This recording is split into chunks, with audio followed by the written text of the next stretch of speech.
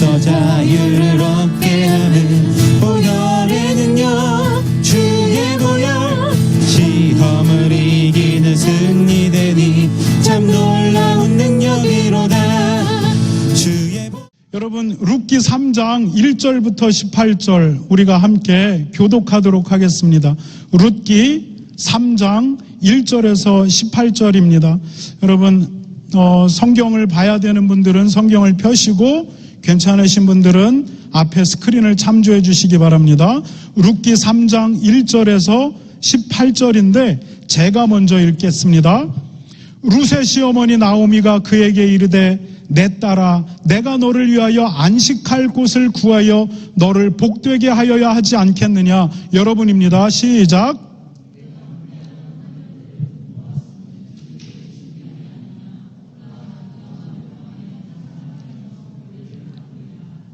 그런즉 너는 목욕을 하고 기름을 바르고 의복을 입고 타작마당에 내려가서 그 사람이 먹고 마시기를 다 하기까지는 그에게 보이지 말고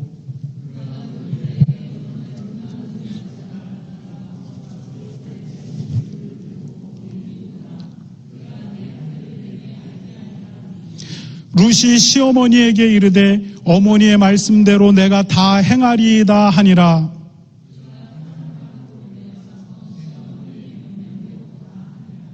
보아스가 먹고 마시고 마음이 즐거워가서 곡식 단더미의 끝에 눕는지라. 룻이 가만히 가서 그의 발치 이불을 들고 거기 누웠더라.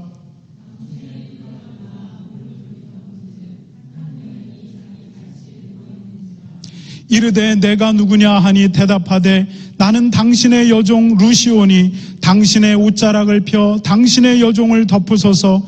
이는 당신의 기업을 물을 자가 됨이니이다 하니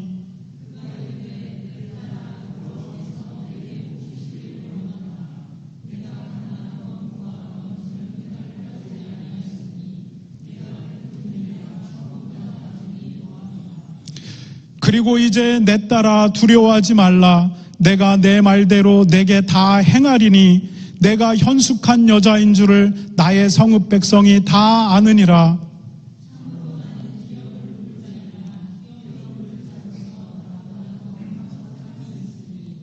이 밤에 여기서 머무르라.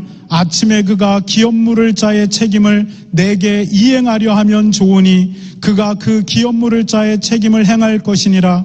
만일 그가 그 기업 물을 자의 책임을 내게 이행하기를 기뻐하지 아니하면 여호와께서 살아계심을 두고 맹세하노니 내가 기업 물을 자의 책임을 내게 이행하리라.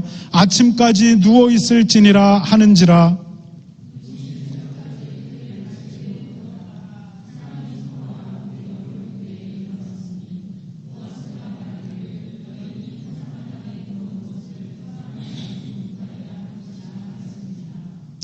보아스가 이르되 내 겉옷을 가져다가 그것을 펴서 잡으라 하매 그것을 펴서 잡으니 보리가 6번 되어 룻에게 지어주고 성읍으로 들어가니라.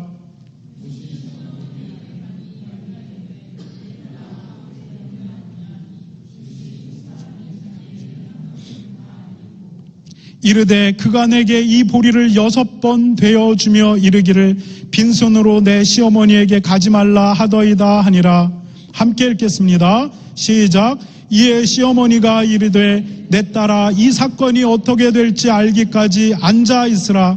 그 사람이 오늘 이 일을 성취하기 전에는 쉬지 아니하리라 하니라. 아멘. 여러분, 일이 어떻게 될지 알지 못하는데 가만히 앉아 있으라. 하나님이 그 일을 이루신다. 이렇게 말씀하십니다. 여러분, 오늘 설교의 제목을 함께 읽겠습니다. 시작. 하나님을 섬기는 정해진 방식이 있습니다. 하나님을 섬기는데 정해진 방식이 있습니다. 이것이 오늘 설교의 제목입니다. 여러분, 오늘 본문에 보니까 나오미가 엄청난 일 하나를 꾸밉니다. 그 일이 뭐냐?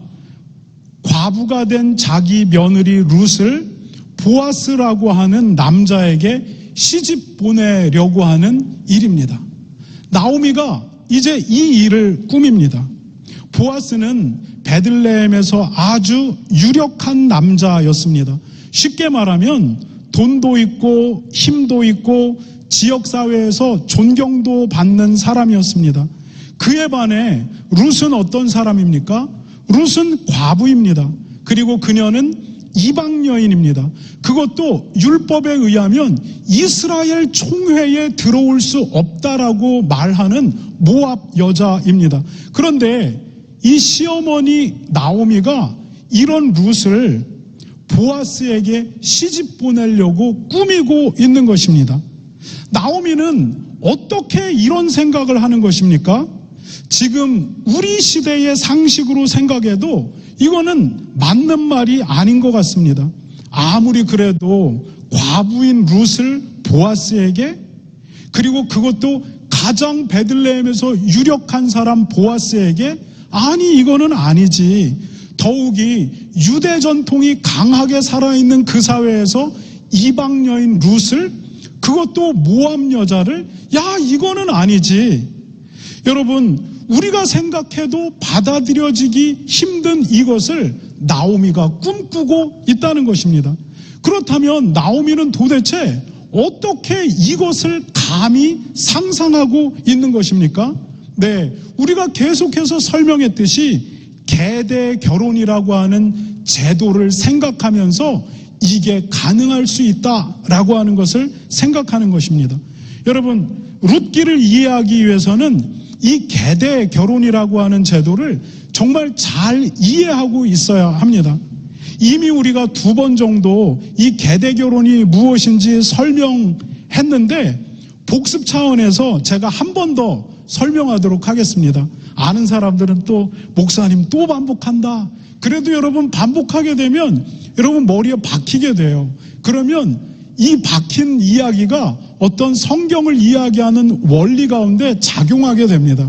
여러분 들어도 또 한 번 들으시기 바랍니다. 계대 결혼이 무엇입니까? 하나님께서 이스라엘 백성들에게 요구하신 결혼 제도입니다. 이 제도가 신명기 25장 5절에서 10절을 보면 자세하게 나옵니다. 만약에 형이 결혼을 했습니다. 그런데 형이 형수와의 사이에서 아들을 낳지 못하고 갑자기 젊어서 죽는 것입니다. 그러면은 이 형수를 그냥 홀로 내버려 두는 것이 아니라 그 다음 동생이 이 형수를 아내로 맞아들입니다. 그리고 이 형수를 아내로 맞아들이고 형수와의 부부관계를 통해서 자식을 낳게 됩니다. 그러면은 그 자식의 호적을 누구의 이름으로 올리냐? 형의 이름으로 올리고 그리고 살아가게 하는 겁니다.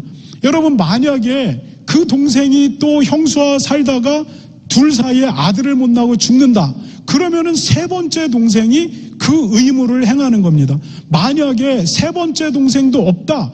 그럼 가까운 친족, 사촌 형제들이 그 의무를 행해야 됩니다. 사촌 형제도 그 사람이 없다. 그러면 6촌, 8촌 이렇게까지 그 의무를 행해야 되는 것이 계대 결혼입니다. 그런데 하나님은 도대체 왜 이 요상한 계대 결혼이라고 하는 제도를 이스라엘 백성들에게 율법으로 명령하고 있는 것입니까? 여기에 2가지 이유가 있습니다. 첫 번째는 여성의 권리를 보호하는 것입니다. 여러분 고대 사회에서 여성은 아무런 권리도 갖지 못한 존재입니다. 마치 조선시대에 여자가 아무 권리를 갖지 못하는 것처럼 고대 근동에서도 여자는 아무 권리를 부여받지 못했습니다. 그래서 여자가 아버지가 없거나 남편이 없거나 그리고 아들이 없으면 그녀를 보호하는 사회 보호망이 다 사라져버리는 겁니다. 남편이 없는 여인은 사회에서 쉽게 유린당하게 됩니다. 그래서 하나님이 이 여성들의 권리를 보호하기 위해서 형이 죽어서 이 여인이 자식도 없이 홀로 됐냐? 그러면 집안에서 내쫓는 것이 아니라 동생이 이 여인을 아내로 받아들여서 이 가문이 이 여인을 보호받게 해라. 이게 계대 결혼의 첫 번째 목적입니다. 2번째 목적이 있습니다. 2번째 목적은 뭐냐? 이스라엘 백성들이 하나님께서 가문에게 부여해 주신 그들의 기업을 대대로 이어가기 위함입니다. 여러분, 가나안 정복 전쟁이 끝난 다음에 여호수아가 이스라엘 각 지파에게 땅을 분배합니다. 이 땅 12개 덩어리로 다 분배합니다. 그리고 이스라엘 각 지파의 두령들은 지파 안에 있는 가문들을 다 불러들입니다. 그리고 너는 이만큼 가문의 수에 따라 땅을 분배합니다. 그리고 이 가문은 또 내려가서 이 가문의 각 남자들, 가장들은 다 모여라 해서 가족의 수만큼 그 땅을 분배하게 됩니다. 그래서 땅 분배가 이렇게 끝나게 됐는데 이것을 이스라엘의 기업이라고 합니다. 그런데 이스라엘의 이 기업은 사고 파는 게 아닙니다. 하나님이 물려준 이것은 사고 파는 것이 아니라 이스라엘이 대대로 후손들에게 물려주는 것입니다. 아버지가 아들에게, 그 아들이 또 아들에게 땅을 계속해서 물려줍니다. 이러한 이스라엘의 경제 구조 속에서는 거지가 등장할 틈이 없습니다. 왜냐하면 이스라엘에 사는 모든 사람들은 자기 가족의 땅이 있기 때문에 자기가 정신만 딱 차리고 일해야겠다라고 하면 거지가 있을 수 있는 구조가 아닙니다. 하나님이 이렇게 이스라엘의 땅의 제도를 만들어 놓고 율법으로 정하고 이것을 순종하라고 요구한 겁니다. 그런데 문제는 어떤 여인이 어떤 남자와 결혼을 했습니다. 그리고 그 땅을 갖고 살아갑니다. 그런데 그 남자가 아들 없이 그냥 죽은 겁니다. 그리고 여자 혼자 덩그러니 남게 됩니다. 만약에 그 여자에게 이 땅의 소유권을 주게 되면 만약에 이 여인이 전혀 다른 지파, 다른 가문 혹은 이방인에게도 시집을 갈 수가 있게 되는 겁니다. 그러면은 이 가문에게 분배된 이 땅은 없어지는 겁니다. 이런 현상이 계속 일어나면 하나님이 준 기업의 불공평한 분배가 점점 깨어지기 시작하고 나중에는 땅이 없는 사람들이 일어나기 시작하고 빈부의 격차가 일어나기 시작하고 거지가 생길 수 있는 일들이 일어나는 겁니다. 그러니까 하나님은 철저하게 여성을 통해서 이 땅의 권리를 갖게 하지 않습니다. 그 아들을 통해서만 이 땅의 권리를 갖게 합니다. 그런데 아들이 없는 겁니다. 그때 동생이 죽은 형 대신 형수를 아내로 받아들이고 그리고 그 사이에서 아들을 낳아서 이 아들을 형의 이름으로 호적을 올리고 그리고 이 형에게 분배된 이 땅이 그 아들에게로 가고 그 아들이 또 대를 이어서 이것을 이어가게 함으로써 지파에게 분배된 땅, 가문에게 분배된 땅이 그대로 그 안에 흘러가게 함으로써 하나님이 이스라엘에게 두려고 했던 경제제도, 거지가 절대 나올 수 없는 이 경제제도를 하나님이 만들어 가시는 것입니다. 이것이 계대결혼의 목적입니다. 하나님이 이것을 이스라엘 백성들에게 요구하셨습니다. 나오미가 이 계대결혼을 생각하고 룻을 보아스에게 시집 보내겠다라고 하는 감히 할 수 없는 생각을 하는 겁니다. 왜냐하면 보아스가 룻의 남편, 나오미의 남편과 아주 가까운 친족이었기 때문에 계대결혼이 가능하겠다라고 나오미가 생각하는 것입니다. 여러분, 사람들의 생각은 다릅니다. 어떻게 과부가, 어떻게 이방 여자가, 어떻게 모압 여인이, 그러나 사람들이 뭐라고 생각하든 상관이 없습니다. 하나님이 정한 그 사회의 법은 무엇이냐? 계대결혼입니다. 남편과 사이에서 아들 없이 죽었냐? 그럼 동생이 계대결혼을 해야지. 동생이 없냐? 사촌이 해야지. 아니면 6촌, 8촌까지 이 가문을 향해 계속 이 계대결혼을 요구하는 것입니다. 사람의 생각은 중요하지 않습니다. 이것이 하나님이 정한 방식이기 때문에 나오미는 가능하다 생각하는 겁니다. 왜냐하면 하나님이 명령한 것이기 때문입니다. 여러분, 나오미는 모압 땅에서 남편이 죽고 두 아들이 모두 죽었을 때 자기 인생의 모든 소망이 끊어졌다. 나는 다 끝났다. 이렇게 생각했습니다. 그래서 며느리 2명 오르바와 룻에게 너희는 각각 친정으로 돌아가라. 거기에 가서 살 길을 모색해라. 그러니까 오르바는 정말로 친정으로 돌아갔습니다. 그러나 룻은 어머니가 가는 곳에 나는 갈 것이고, 어머니가 죽는 곳에 나는 죽을 것이고, 어머니가 묻히는 그곳에 나는 묻힐 것이고, 어머니가 섬기는 그 하나님이 내 하나님이 될 겁니다. 나를 가라고 말씀하지 마십시오. 끝까지 나오미를 따르게 됩니다. 그리고 나오미가 베들레헴으로 돌아와서 먹고 살 게 아무것도 없습니다. 그때 룻이 이삭을 주우러 밭을 떠돌다 우연히 보아스의 밭으로 들어가게 됩니다. 그리고 보아스가 룻에게 은혜를 베풉니다. 그리고 나오미는 그 이야기를 며느리 룻에게 보고를 받게 됩니다. 엄마, 어머니, 오늘 어느 밭에 갔는데 그 밭의 주인이 보아스라는 사람이랍니다. 그런데 그 사람이 나에게 이런 은혜를 베풀어 주었습니다. 그때 여러분 본문을 딱 보면 나오미는 머리가 굉장히 좋은 사람이에요. 순간 이 사람의 머리에 스치는 게 있습니다. 보아스가 자기 죽은 남편과 가까운 친족이라는 사실. 이 말은 룻이 보아스가 결혼할 수 있는 가능성이 있다는 것. 이 두 가지를 딱 캐치하고 이제 일을 꾸며 나가기 시작하는 것입니다. 여러분,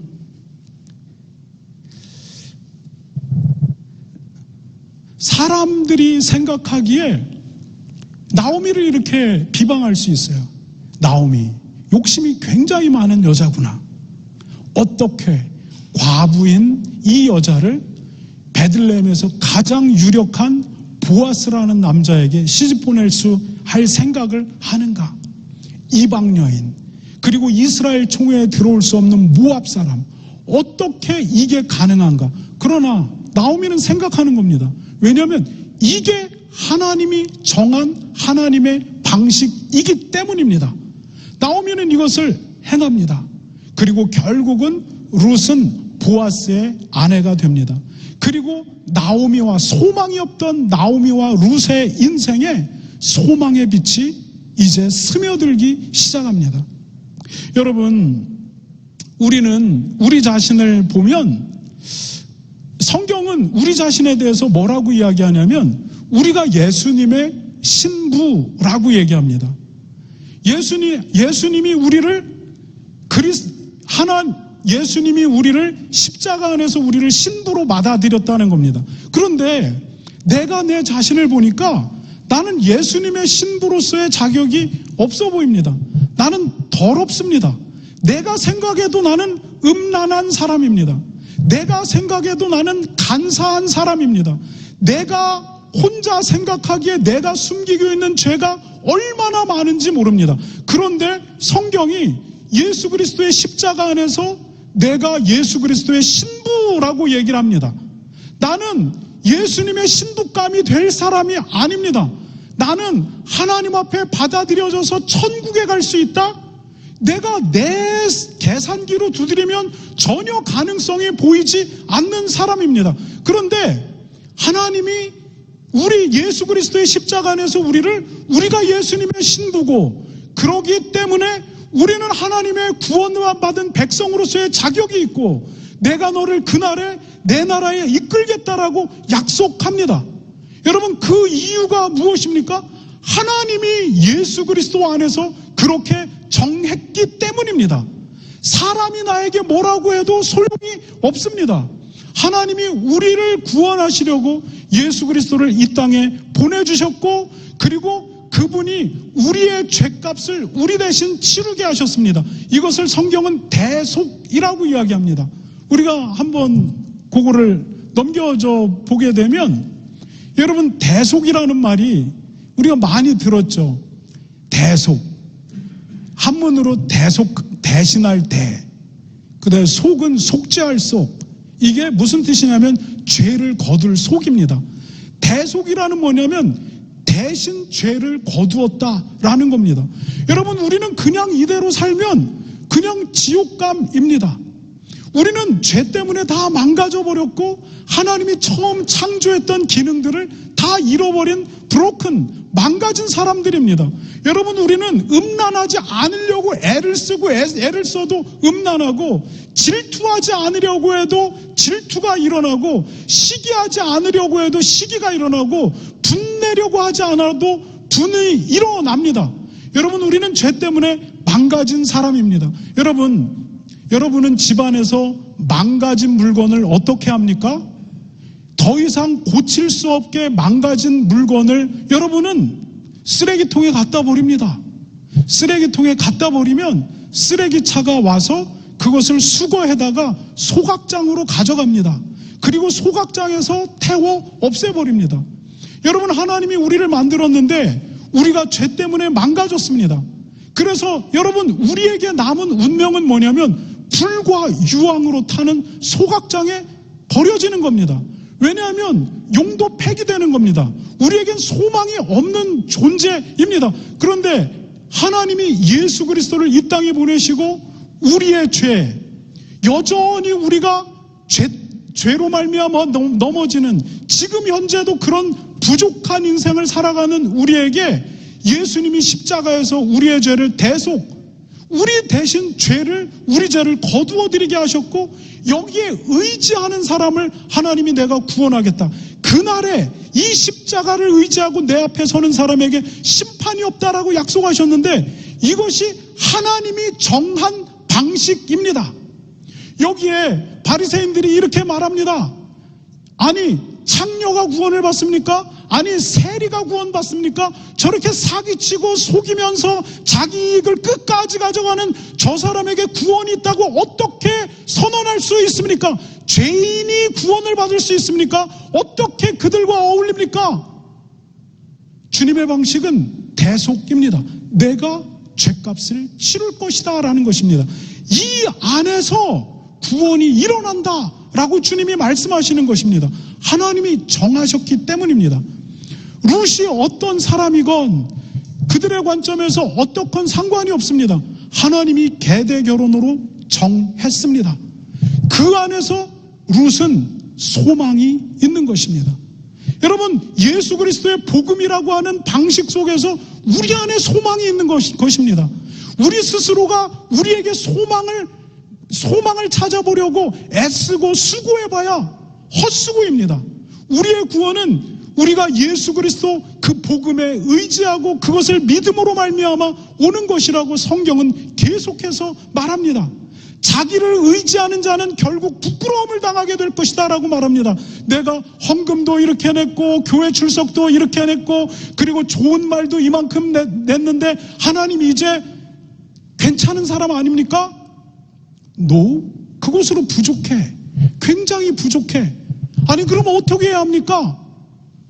예수 그리스도로 말미암아 온전히 우리에게 하나님께 받아들여지는 의가 있다라고 말씀하십니다. 하나님, 내가 부족하지만 예수 그리스도의 십자가에 의지해서 당신이 약속하신 대로 내가 당신 앞에 섭니다. 하나님이 약속대로 너에게 심판이 없다라고 그날에 선언하시는 것입니다. 여러분, 이것이 하나님이 정하신 방식입니다. 여러분, 나오미는 이제 보아스와 룻의 계대결혼 계획을 실행에 옮기려고 합니다. 나오미가 이 노인네가 대단한 분이다 이런 생각을 하게 됩니다. 야곱과 비슷해요. 룻에게 이렇게 말합니다. 몸을 씻어라. 그리고 몸에 기름을 발라라. 그리고 옷을 갖춰 입어라. 그리고 오늘 밤에 보아스가 추수한 것을 타작한다. 여러분, 타작이라는 말 여러분 모르시죠? 저는 강원도 양구군 해안면 현리에 살아서 맨날 타작하는 게 뭔지 가을마다 봤어요. 이날은 잔칫날 같아요. 추수해서 걷어들인 것을 다 이렇게 알곡을 털어내고 그 다음에 타작기에 돌려서 쌀로 만드는 날, 이날은 잔칫날입니다. 여러분, 오늘 보아스가 타작을 한다. 그리고 그가 기분이 좋아서 먹고 마시고 그 타작마당에서 잘 텐데 그가 어디에서 자는지 잘 관찰했다가 그가 잠들면 늦은 밤 그에게 가서 그의 발치 이불을 이렇게 들고 그가 이렇게 누워서 잤겠죠. 그 발치 이불을 이렇게 들고 그 이불 속으로 쏙 들어가 누워라. 나오미가 이렇게 얘기합니다. 여러분, 룻이 시어머니가 시키는 그대로 했다라고 말합니다. 몸을 씻습니다. 그리고 냄새 안 나게 기름을 바릅니다. 그리고 옷을 갖춰 입습니다. 그리고 보아스가 누운 자리에 가서 이제 골아떨어진 그 자리에 가서 발치 이불을 이렇게 들고 거꾸로 이렇게 가서 눕습니다. 여러분, 이게 무슨 말입니까? 여러분, 우리가 이 장면을 이제 보아스가 인기척을 느끼게 됩니다. 그리고 딱 보니까 룻이라고 하는 젊은 여인이 자기 발치 아래 누워 있는 겁니다. 보아스와 룻의 아주 은밀한 만남이 이제 시작이 됩니다. 어떤 분들은 이 장면을 너무 이상적인 남녀의 사랑으로 상상하는 분들이 있습니다. 아주 멋지고 젠틀한 보아스가 현숙하고 아름다운 룻을 품에 막 안으려고 하는 장면, 이렇게 생각하면서 굉장히 설레는 여성분들이 있습니다. 그런데 죄송하지만 제가 그런 분들의 상상을 깨뜨리도록 하겠습니다. 룻기 문맥을 보면 룻은 분명히 젊은 여자입니다. 그러나 보아스는 그렇지 않습니다. 보아스는 룻보다 나이가 지극히 많은 사람입니다. 룻의 시어머니 나오미가 보아스를 회상할 때 이렇게 말합니다. 자기 남편이 베들레헴에 살 때 남편의 친족인 보아스가 자기 남편에게 은혜를 베풀었다라는 것입니다. 이 말은 보아스가 나오미의 남편과 비슷한 연배이거나 은혜를 베푼 사람이니까 조금 더 성숙할 수 있겠죠. 그러면 조금 더 나이가 많은 사람이라는 겁니다. 종합해보면 지금 젊은 룻이 그의 시아버지 뻘 되는 남자 곁에 누운 겁니다. 여러분, 그렇기 때문에 룻과 보아스의 이 장면을 우리가 인간적으로 상상할 수 있는 그런 장면이 아닙니다. 이렇게 설명하니까 많은 여성분들이 이렇게 상상하던 게 깨지면서 실망하는데, 그러나 이것이 객관적인 성경의 기록입니다. 그런데 여러분, 보아스의 입장에서는 조금 다를 수가 있습니다. 나이가 있는 보아스에게 젊은 룻은 분명히 인간적인 열정을 충분히 일으킬 만한 사람입니다. 그런데 오늘 본문에 보니까 보아스가 그 상황을 아주 절제 있고 품위 있게 다루어 갑니다. 그리고 룻에게 말합니다. 나보다 먼저 이 계대 결혼의 의무를 행할 사람이 있다는 겁니다. 내가 가장 가까운 친족이 아니라 더 가까운 친족이 있다는 겁니다. 그가 이 의무를 먼저 행할 권리가 있다라고 말합니다. 그리고 보아스가 이제 아침이 날이 밝아오면 그 사람에게 가서 이 부분에 대해서 얘기를 할 것이다. 그리고 이 사람이 계대 결혼의 의무를 행하겠다라고 한다면 그 사람이 행하게 할 것이고, 만약 그렇지 않다면 하나님 앞에 맹세하건대 내가 이 계대 결혼의 의무를 행하겠다. 그러니까 너는 날이 밝을 때까지 여기에 가만히 있다가 남들 아무도 눈치 안 챌 때 조용히 집으로 가서 기다려라. 누가 만약에 이 광경을 보기라도 한다면 룻, 너의 인생에 굉장히 치명적이다. 조용히 있다가 조용히 가고 기다려라. 그리고 아침이 되자 보아스가 자기보다 나오미의 남편과 더 가까운 친족에게 가서 이것을 이야기합니다. 그런데 이제 읽을 그 다음 설교 4장에 보면 그는 나는 이 의무를 행하지 않겠다라고 말합니다. 어떤 이유이냐면 이것을 해봤자 내게 손해다, 이렇게 생각하는 겁니다. 그 사이에서 아들을 낳아 이 아들 내가 길러야 하고 룻을 보양해야 되고 나오미를 부양해야 되고 이 아들도 나오미의 남편의 아들들의 족보에 올려야 되고, 그리고 결국은 이렇게 무마무마하면 가문에서 그냥 쿵짝쿵짝 나눠 가질 수 있는 땅도 다시 이 가문 안에 돌려줘야 되고, 이거는 계산을 해봐야 전혀 이득이 되지 않는 거다 생각하고 나는 안 해. 이렇게 얘기한 겁니다. 여러분, 그러자 보아스가 이 부분을 그 마을의 장로들에게 상의합니다. 이러하는데 이 사람이 이것을 의무를 행하지 않는다라고 말합니다. 이것을 그 다음 순서가 나니까 내가 손해를 보더라도 이 의무를 행하겠습니다 라고 말하는 것입니다. 그러자 장로들이 이것을 마을에서 공론화하고 그리고 보아스에게 이것을 진행하라라고 이야기합니다. 이 모든 절차를 보아스가 하나님이 정하신 방식에 따라 질서 있고 품위 있게 진행해 나갑니다. 그 결과가 무엇인지 보아스는 알 수가 없습니다. 이것이 그가 계대 결혼을 하겠다라고 할지 아니면 자기가 물러야 될지 이게 손해가 될지 이게 손해가 되지 않을지 보아스는 아무것도 모릅니다. 그러나 하나님이 정한 절차를 따라 이것을 진행해 나가는 것입니다. 여러분, 보아스의 존경스러운 부분이 무엇입니까? 그가 욕망대로 사는 사람이라면 하나님이 정하신 절차를 따르지 않았을 것이라는 것입니다. 그는 충분히 그 밤에 룻을 취할 수가 있습니다. 왜냐하면 룻은 젊기 때문입니다. 룻은 나오미와 룻이 이미 그것을 허락하고 있기 때문입니다. 또한 일을 다 치르고 난 다음에 계대 결혼이라고 하는 정당한 이유를 대충 둘러대면 그만입니다. 그러나 보아스는 그 욕망대로 하지 않습니다. 그는 하나님이 정하신 법대로 하나님 앞에 하나하나 진행해 나갑니다. 여러분, 하나님을 섬기는 데에는 방식과 질서가 있습니다. 그 방식과 질서를 따라 하나님을 섬기는 게 섬기는 것입니다. 여러분, 구약에 많은 율법이 있습니다. 제사는 이렇게 드려야 된다. 사람들 사이에선 하나님의 백성은 이렇게 해야 된다. 방식과 절차를 따라 행하는 것이 하나님을 섬기는 것입니다. 자기 소견에 옳은 대로 하는 것은 하나님을 섬기는 것이 아니라 내 자신을 섬기는 일입니다. 여러분, 하나님을 섬기는 데 있어서 그래서 반드시 필요한 것은 자기 부인입니다. 자기를 부인하고 하나님의 방식에 나를 맞추는 것, 우리는 이것을 순종이라고 말합니다. 교회 안에도 하나님을 섬기는 방식이 있습니다. 여러분, 그 방식 안에서 정교인이 되어 교회 운영에 참여하고 그 방식 안에서 집사가 되고 권사가 되고 장로가 됩니다.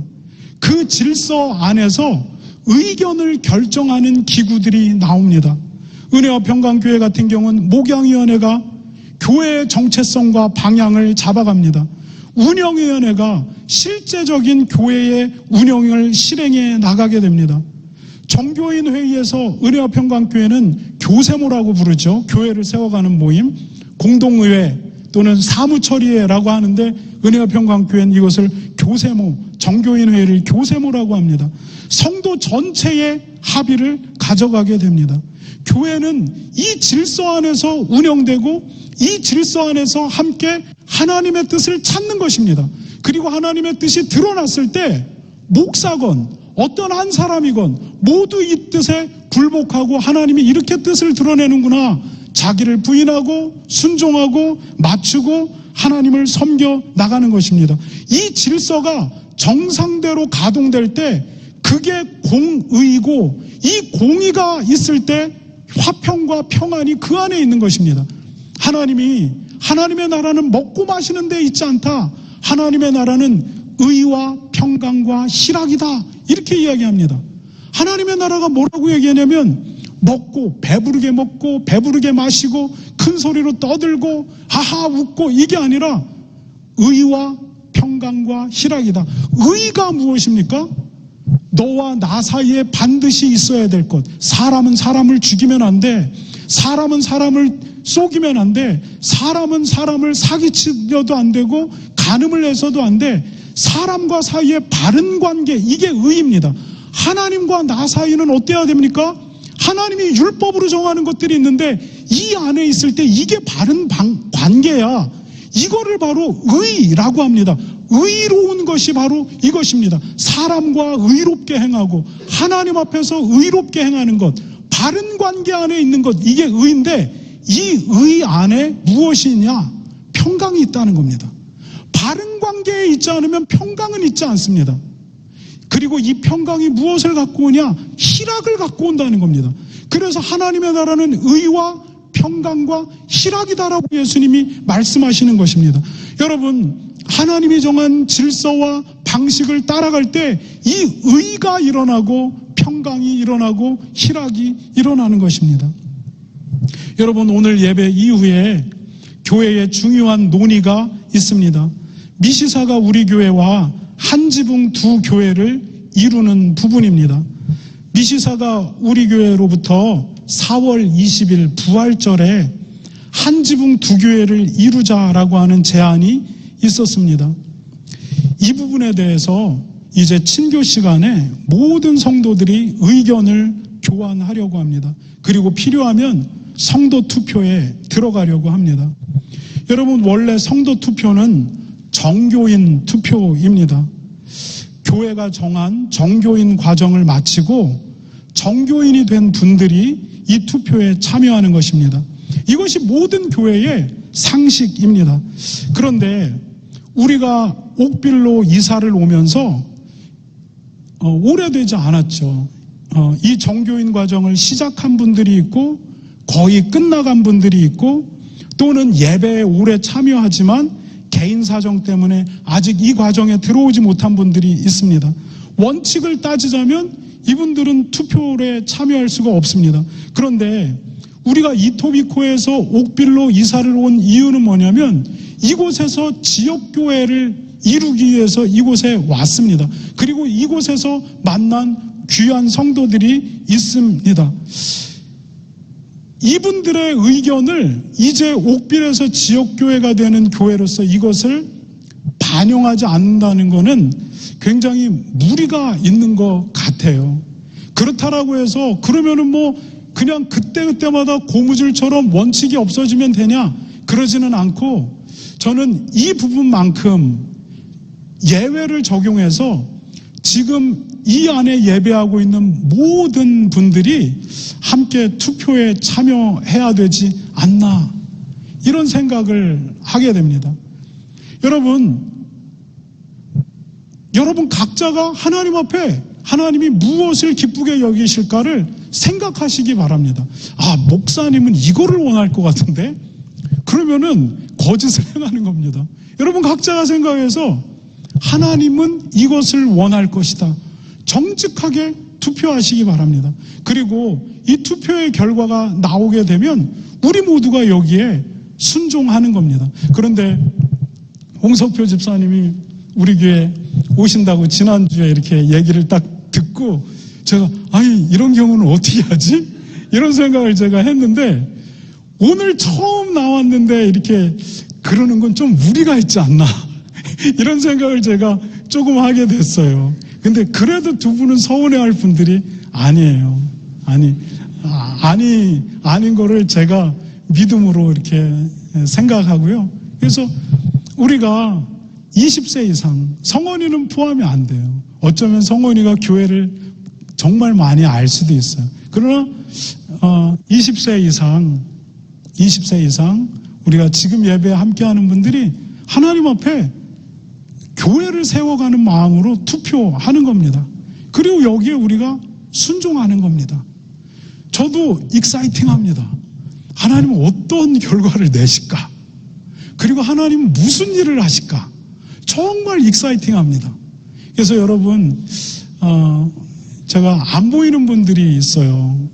김상영 집사님, 그래도 드문드문 우리 교회에 예배 참석하시고, 우리 은총이도 가끔 왔는데 은총이도 안 보이고. 근데 이 안에 있는 분들이 이제 그 논의 모든 과정을 품위 있고 절제 있게 하는 겁니다. 내가 생각하기에 이 부분은 이렇습니다.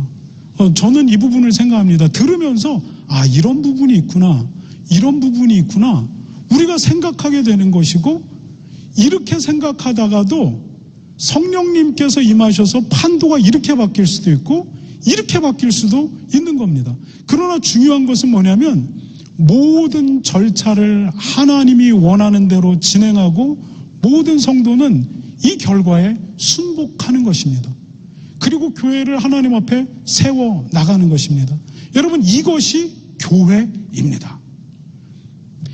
여러분, 이 시간에